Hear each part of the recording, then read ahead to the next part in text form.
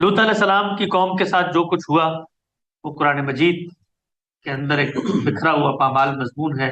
बहुत सारी सूरतों में उसको अल्लाह ताला ने बयान किया है। लेकिन मैं चाहूंगा कि एक मुख्तसर सी तस्वीरी झलक आपके सामने रख दूं और कुरान मजीद के चंद मुंतखब मकामात से बताऊं। जिस वक़्त सैयदना इब्राहीम ने अपने भतीजे को भेजा है, उसके बाद क्या मामला हुए। कौम लूत के बारे में हम ये जानते हैं कि वो कुफर में भी मुब्तला हुए, शिरक में भी मुब्तला हुए। इसी तरीके से जो एक बड़ी कभी बुराई उन्होंने अपना लिए अपना ली, वो हम जिन्स परस्ती की बुराई थी और फवाहिश के इर्तिकाब को उन्होंने बहैसियत कौम एक तरीके से अपना वतीरा और शहीरा बना लिया। ये कुरान मजीद की सूरह अनकबूत है। इसमें इरशाद हुआ है, और हमने लूत को भेजा जबकि उसने अपनी कौम से कहा, तुम तो वो फहश काम करते हो जो तुमसे पहले दुनिया वालों में से किसी ने नहीं किया। क्या तुम्हारा हाल ये है कि मर्दों के पास जाते हो और रहजनी करते हो और अपनी मजलिसों में बुरे काम करते हो। सूरह आराफ में बयान है कि उसकी कौम का जवाब इसके सिवा कुछ न था कि निकालो इन लोगों को अपने बस्तियों से, बड़े पाकबाज बनते हैं ये। यानी सैयदना लूत को उन्होंने जवाब में कहा कि अब इस तरह की जो शख्सियत हमारे दरमियान आ गई और हमें पाकबाजी का दर्स देती है, इसको यहाँ से निकाल बाहर फेंको। यानी कबूत में है। फिर कोई जवाब उसकी कौम के पास इसके सिवा न था कि उन्होंने कहा, अल्लाह का अजाब अगर सच्चा है तो ले आ। यानी कौम जिस तरीके से हमने देखा, पहले आद की कौम, समूद की कौम, साले की कौम, और जिस तरीके से खुद सैयदना इब्राहीम की कौम ने एक तरीके की सरकशी इख्तियार की, वही मामला यहाँ भी है। सूरह अनकबूत ही में है। और जब हमारे फरस्तादा इब्राहीम के पास बशारत लेकर पहुंचे, उन्होंने उससे कहा, हम इस बस्ती के लोगों को हलाक करने वाले हैं, उसके लोग सख्त जालिम हो चुके हैं।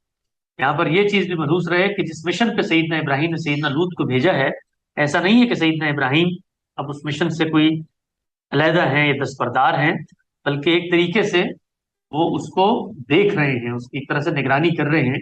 और खुदा ताला की खुद कुरान में भी है और बाइबल में भी है, उस कौम के बारे में भी बहुत सारे मामलात और मुकालमात हैं जो सईदना इब्राहीम तक पहुंचाए जा रहे हैं कि ये मामलात हो रहे हैं और हम ये करना चाहते हैं। इसी तरीके से ये सूरह अनकबूत ही में है।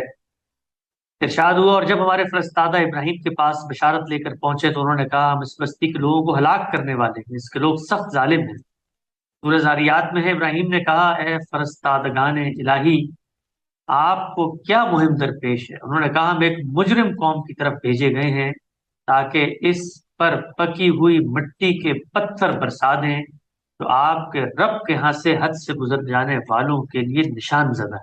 गोया आजाब की एक नजीर सुना दी गई। फरिश्तों की इत्तला पे जाहिर बात है सैयदना इब्राहीम परेशान हुए, और इब्राहीम अलैहिस्सलाम ने ये कहा, कबूत ही का बयान है, इब्राहीम ने कहा, वहां तो लूत मौजूद है। उन्होंने कहा, हम खूब जानते हैं कि वहां कौन है। हम उसे और उसकी बीवी के सिवा उसके बाकी सब घर वालों को बचा लेंगे, और उसकी बीवी पीछे रह जाने वालों में से थी। सैयदना इब्राहीम की एक शख्सियत का बड़ा गैर मामूली पहलू है जो इस मौके पे सामने आता है। और आपकी तबीयत में जो नरमी थी, जो एक लोगों की खैरखाई, जिसको आप कहते हैं बताए दर्द सोस, लोगों के लिए आप रहमत और याफत चाहते थे, उसकी भी तस्वीर यहाँ पर सामने आती है कि जिस वक़्त उन्होंने अल्लाह ताला से दरख्वास्त की, और बाइबल में उसकी बहुत तफसीलात भी आई हैं। आपने फरमाया कि क्या तू नेक को बद के साथ हलाक करेगा, शायद इस शहर में 50 रास्तबाज हो। यानी अल्लाह से उन्होंने दरख्वास्त की कि इस अजाब को टाल दे। ऐसा तो नहीं है कि 50 लोग भी ऐसे नहीं हो कि जो दूध के साथ खड़े हो, तो क्या तू उसे हलाक करेगा और इन 50 रास्तबाजों की खातिर जो इसमें हो, इस मकाम को ना छोड़ेगा। ऐसा करना तुझसे बईद है कि नेक को बद के साथ मार डाले और नेक और बद बराबर हो जाएं। तुझसे बईद है, क्या ये तमाम दुनिया का इंसाफ करने वाला इंसाफ ना करेगा। यानी वो हर वक्त इस ख्वाहिश में थे कि कैसे हो सकता है कि चंद लोग भी हों और अजाब आए और उनमें ये भी शामिल हो जाएं। तो फिर बड़ा दिल नवाज मुकालमा है सईदना इब्राहीम से ये कहा गया कि 50 भी नहीं। फिर सैयदना इब्राहीम ने कहा कि 40, 40 तो हो सकता है, 40 हो। तो कहा 40 भी नहीं है इब्राहीम। आपने कहा 30, तो फरमाया गया कि 30 भी नहीं है। और आखिर में बात 10 तक पहुंची तो वो खामोश हो। इससे आप अंदाजा कर सकते हैं कि कौम के अंदर जो तमर्रुद और सरकशी का जज्बा था वो किस दर्जे पहुंच चुका था। तो फिर कुरान मजीद ने बड़ी बलागत के साथ اس موقع کو بڑے اعجاز کے ساتھ بیان کیا ہے سورہ ہود میں کہ جب ابراہیم کی گھبراہٹ دور ہو گئی، وہ اولاد کی بشارت سے اس کا دل خوش ہو گیا، تو اس نے قوم لوط کے معاملے میں ہم سے جھگڑنا شروع کیا۔ حقیقت میں ابراہیم بڑا حلیم اور نرم دل آدمی تھا اور ہر حال میں ہماری طرف رجوع کرتا۔ آخر کار ہمارے فرشتوں نے اس سے کہا، ابراہیم اس سے باز آ جاؤ، تمہارے رب کا حکم ہو چکا ہے اور اب ان لوگوں پر عذاب آ کر رہے گا جو کسی کے پھیرے سے نہیں پھر سکتا۔